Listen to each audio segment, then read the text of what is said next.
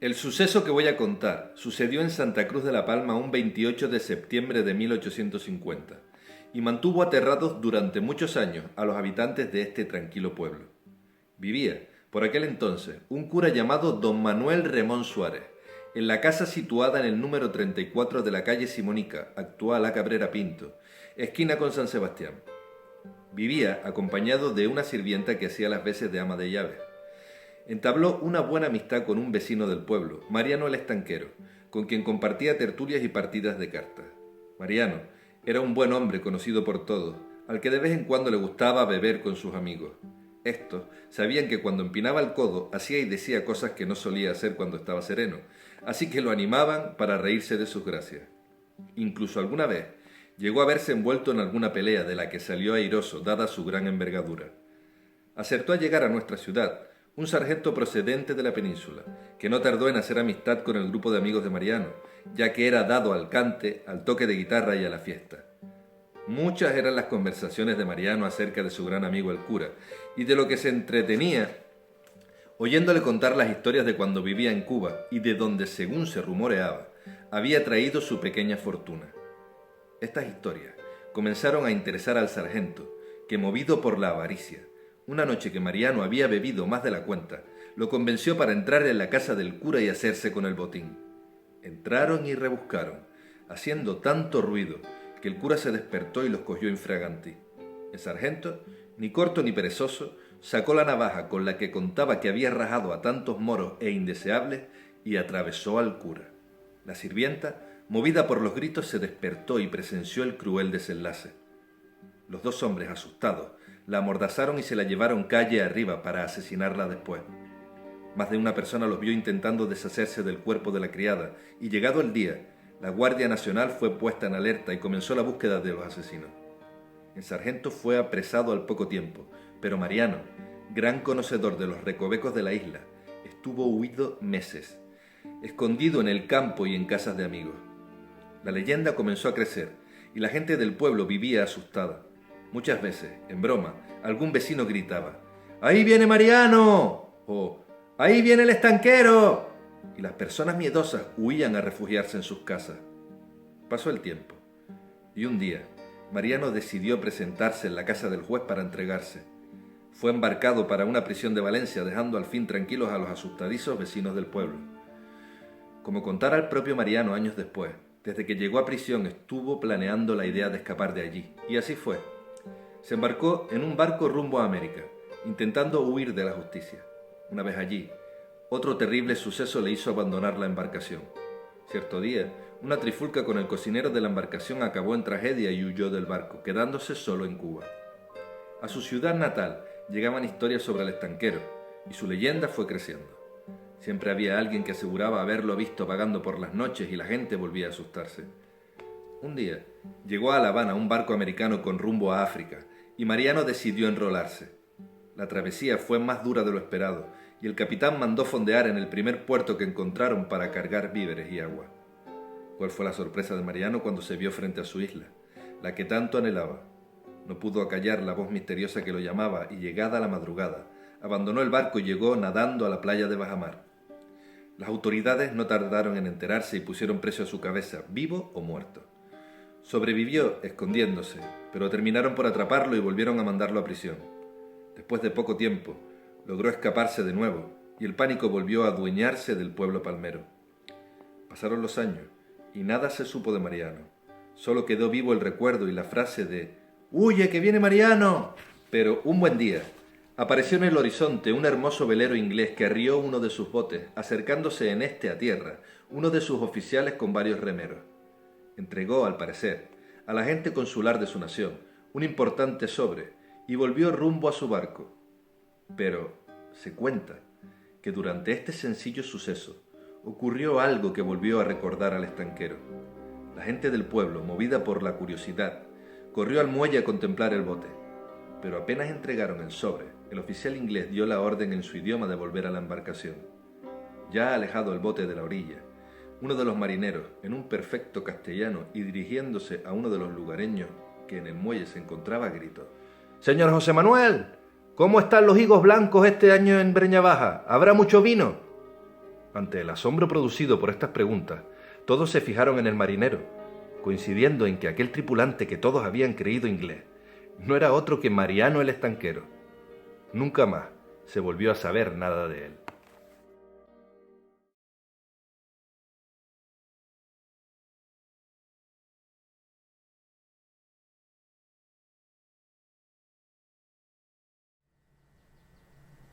Desde ese letargo escurridizo, con los labios cada vez más sensibles, Jásiba entreabrió los ojos y lanzó lentamente la mirada más allá de la mesa. Voló sobre el plato pequeño de cerámica azul con los hilos de azafrán, sobre la jarrita de aceite y su gota en el pico, sobre los restos de pan y las copas manchadas de vino. Clavó la mirada en la fuente que cantaba en voz muy baja sobre el muro y la escuchó atentamente con los ojos.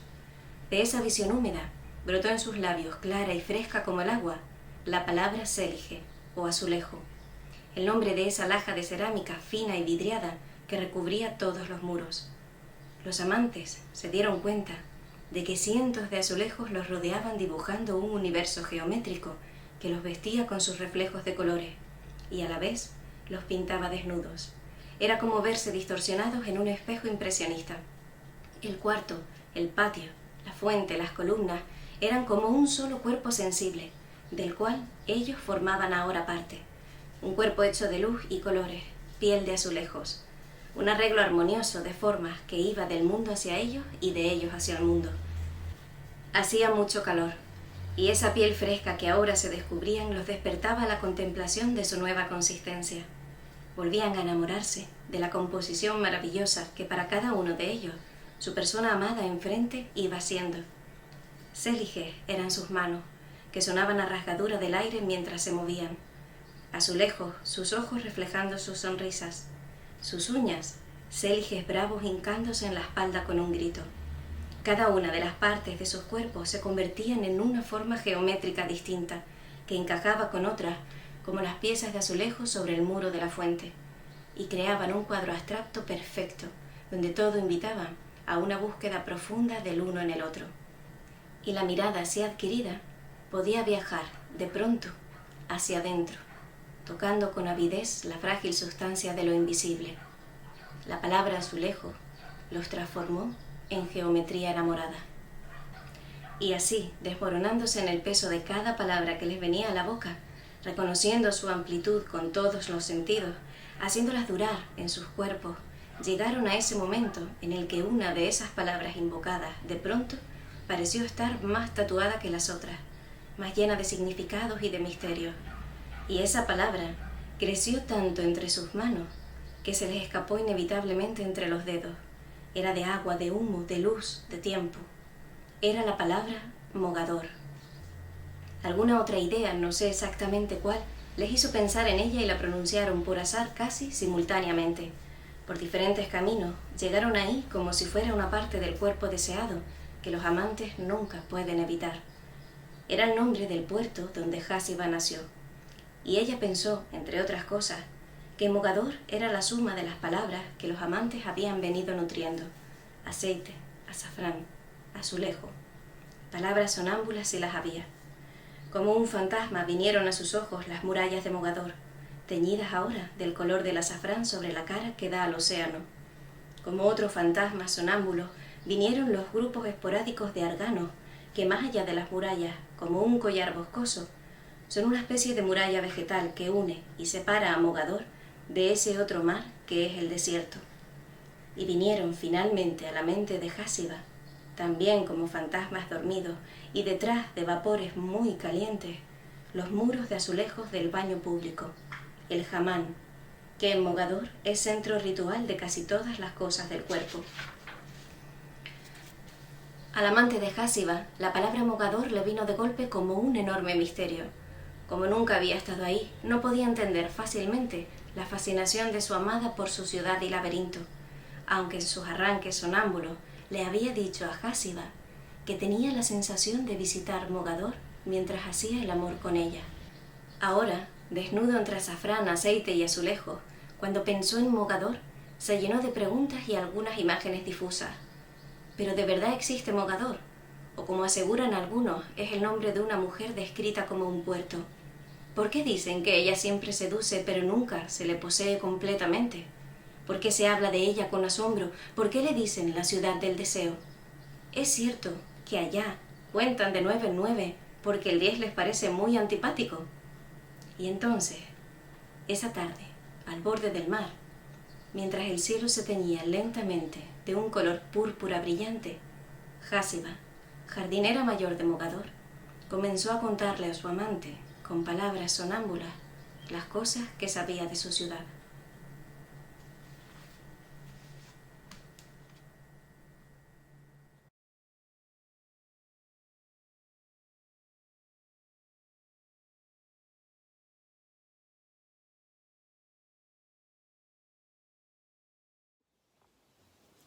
La única gente que me interesa es la que está loca. La gente que está loca por vivir, loca por hablar, loca por salvarse, con ganas de todo al mismo tiempo. La gente que nunca bosteza ni habla de lugares comunes, sino que arde. Arde como fabulosos cohetes amarillos explotando igual que arañas entre las estrellas.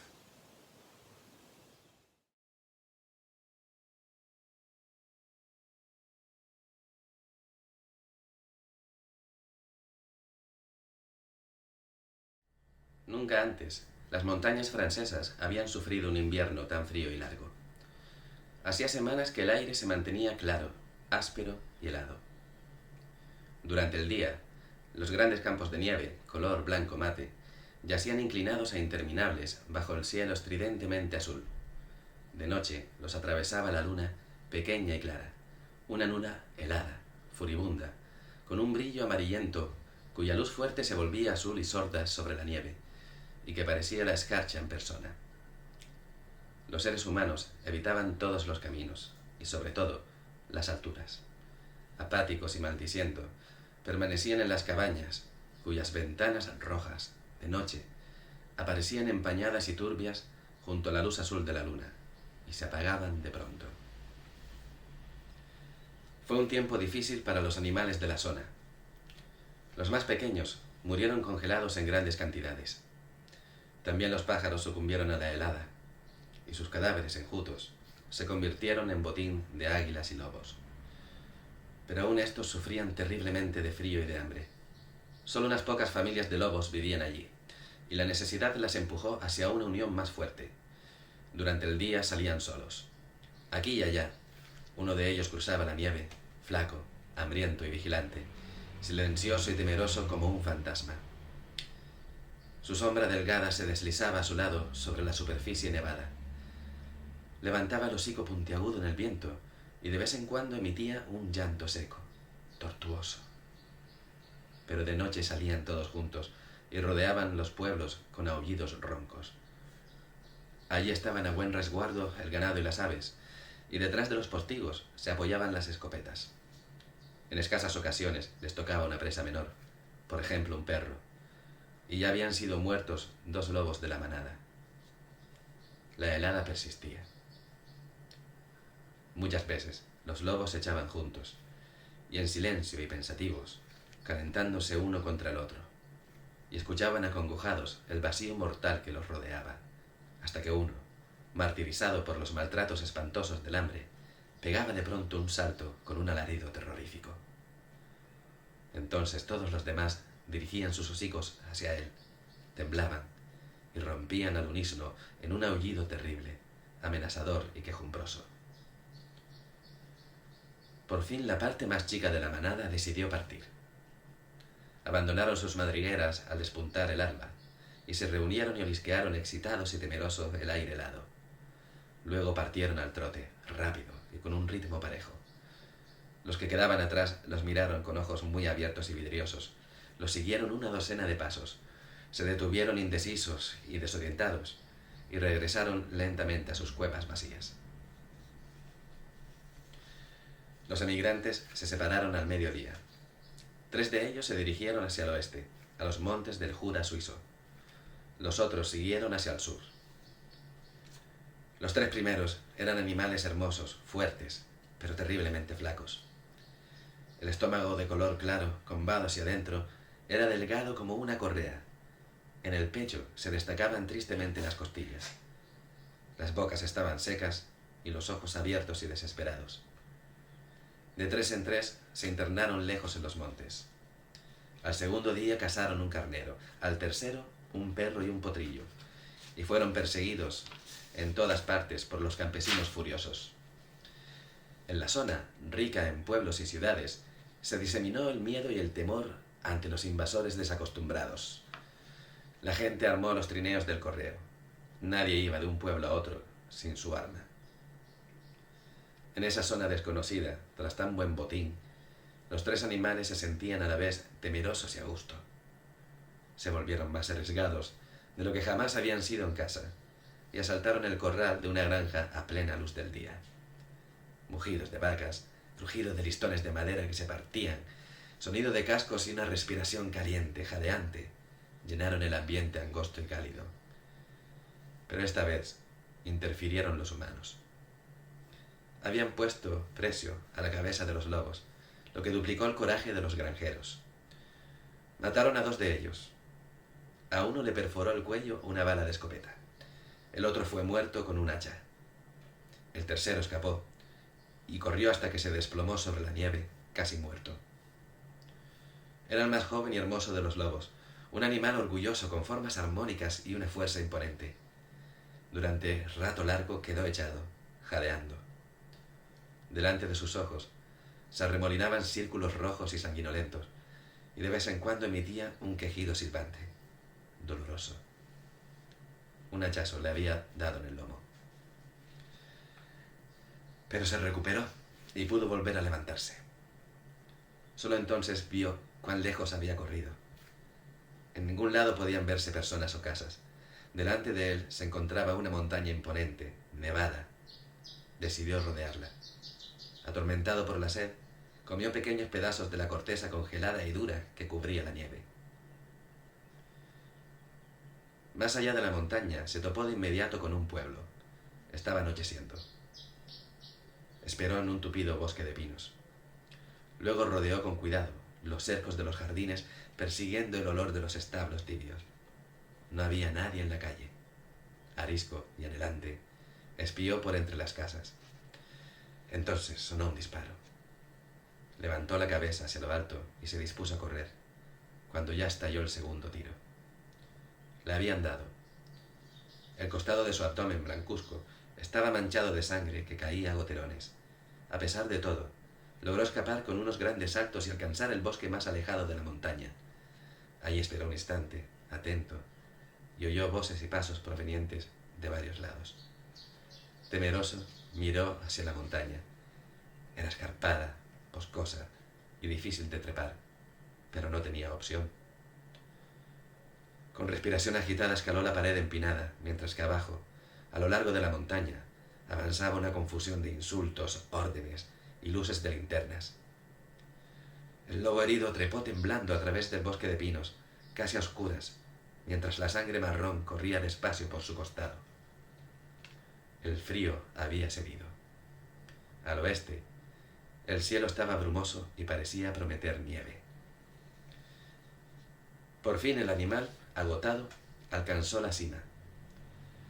Ahora se encontraba sobre un gran campo de nieve, levemente inclinado, cerca de Montcrossing, muy por encima del pueblo del que había escapado. No sentía hambre, pero sí un dolor turbio y pulsante en las heridas. Un ladrido seco y enfermo nació de su hocico entregado. Su corazón latía pesado y dolorido, y el lobo sentía que la mano de la muerte lo presionaba como una carga indescriptiblemente pesada. Un pino aislado, de ramas anchas, lo atrajo. Allí se sentó y clavó sus ojos perdidos en la noche gris de nieve. Pasó media hora.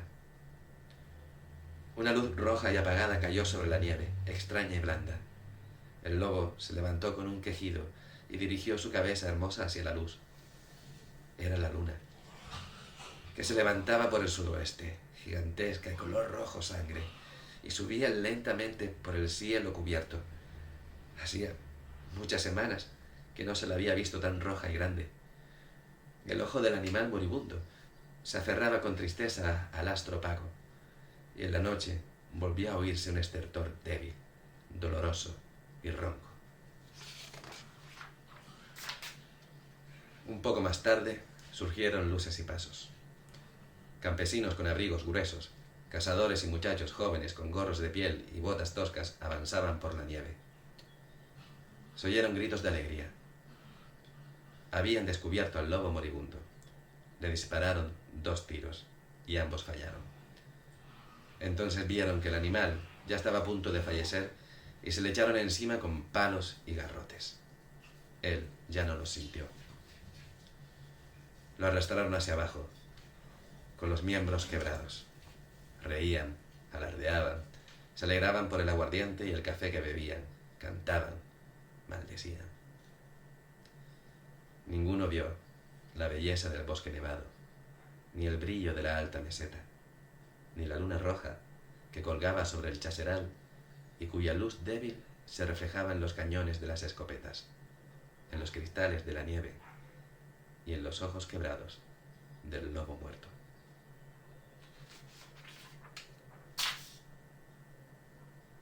El lobo, de Hermann Hesse.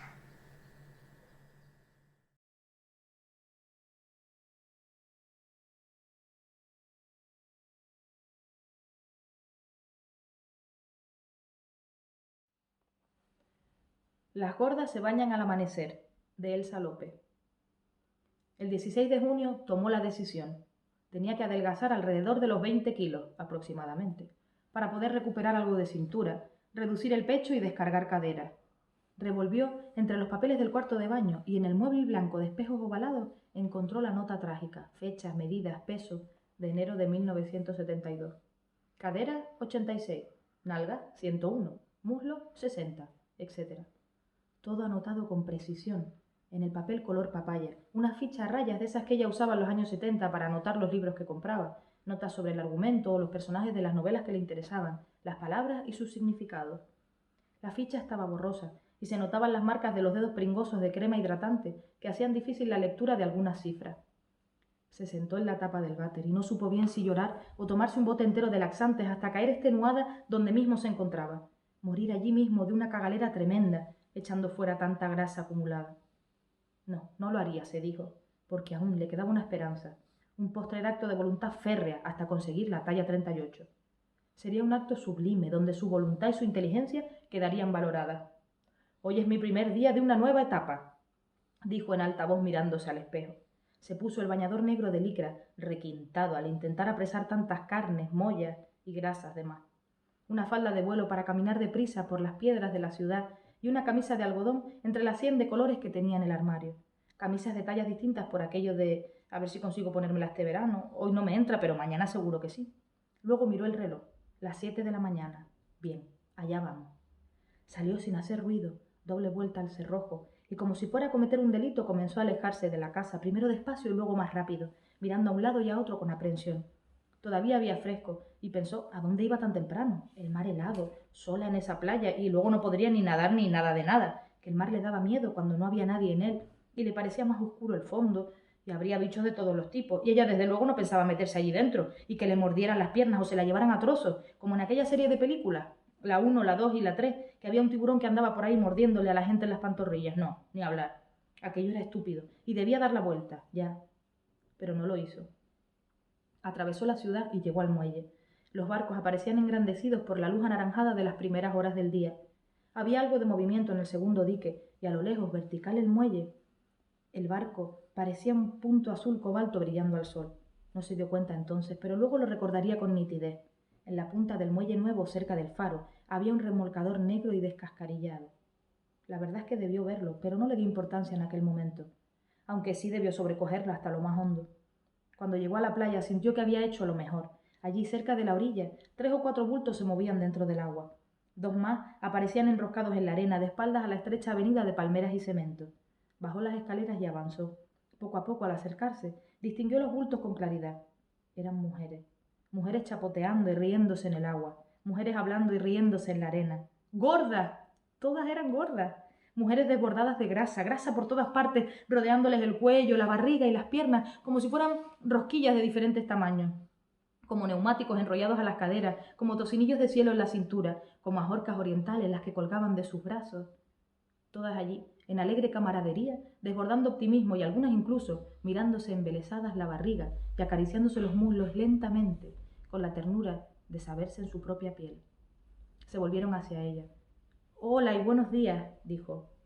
La observaron de arriba abajo y ella les notó el gesto como risueño, como condescendiente, pensó. Se quitó la ropa, la dobló sobre las rodillas y la colocó sobre la arena, encima de la toalla a rayas negras y verdes. Se estiró las braguitas del bañador, se metió la barriga conteniendo la respiración y caminó hacia el mar. El agua estaba fría, más de lo que había imaginado, negro el fondo y aterrador. Pero aquellas mujeres hablaban dentro del agua mientras las olas les golpeaban con saña la celulitis del muslo y se balanceaban de un lado a otro, las manos chapoteando la espuma y riéndose cada vez que perdían el equilibrio. Le llegaban frases sueltas de la conversación, cosas de la televisión siempre encendida en el salón comedor y que las mantenía informadas de casi todo. Pensó que la miraban y debía ser más decidida y meterse de cabeza y todo dentro del agua. Se hizo la señal de la cruz y dio un pequeño saltito con el que consiguió levantar un poco el culo, doblar las rodillas y coger impulso para meter la cabeza en el agua. En el mismo instante que los brazos se doblaban verticales a la arena negra del fondo, notó el dolor. Le dolió hasta la espina dorsal, como un calambre brutal, parecido a los que le daban a veces en la planta de los pies, pero ahora le parecía que la columna se le partía en dos como si la abrieran en canal, igual que a una caballa en salazón. Lo último que se le vino a la cabeza fue el barco aquel tan negro en la punta del muelle. Y en ese instante, un segundo antes de saber que se moría allí mismo, recordó lo que había pensado sin querer al pasar por delante de él. Parece un catafalco con chimenea y todo. Soy idiota. No hago más que pensar en la muerte y tampoco es para tanto, que he llegado a los 90 años como una rosa.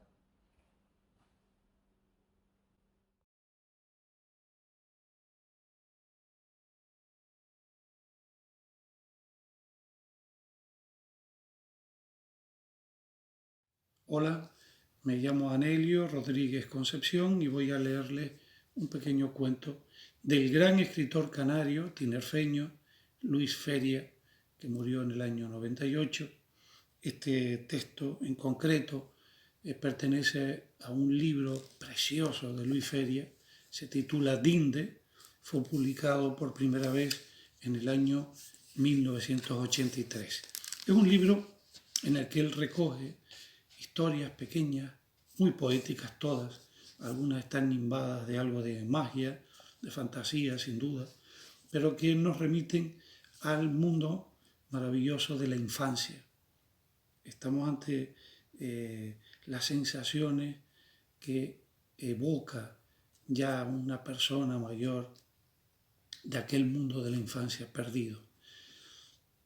La suma de todos esos textos se llama Dinde, es el título del libro, pero yo le voy a leer uno de ellos en concreto, uno que se llama Los colores.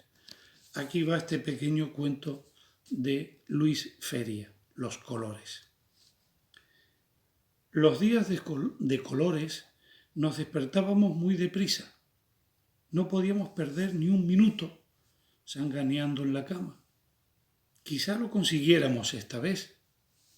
Revolvíamos toda la casa requisando frascos de colonia vacíos, botellas de aceite o de vino, tarros de mermelada y recipientes de la clase que fuera, y los transportábamos a la azotea sobre cuyos muros los íbamos colocando en fila.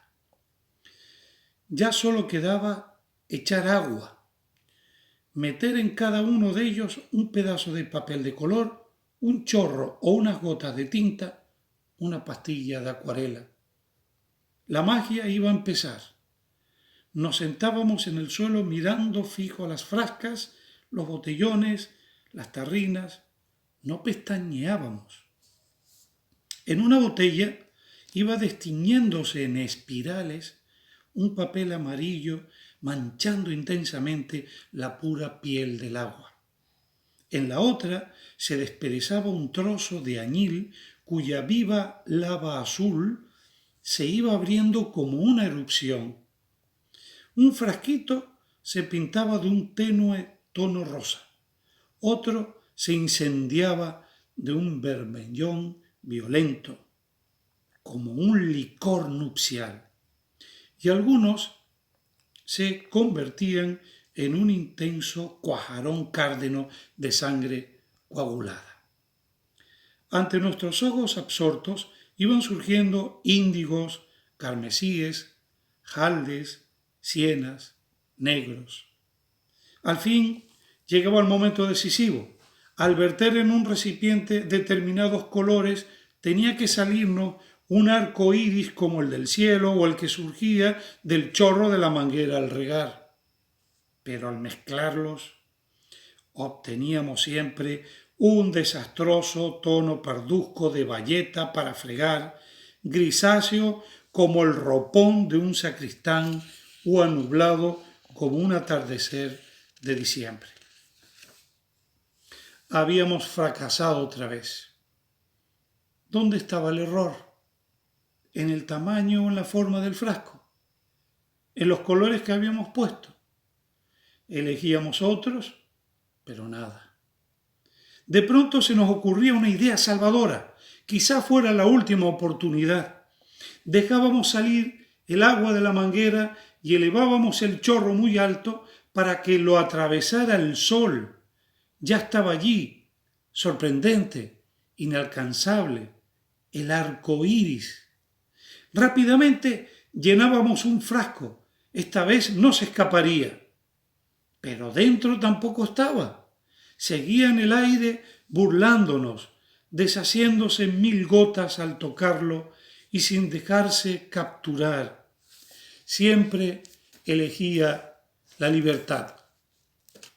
Y así acaba este cuento del gran escritor, del gran poeta y gran narrador tinerfeño Luis Feria. Este texto que se titula Los colores, que pertenece a su libro Dinde. Espero que les haya gustado.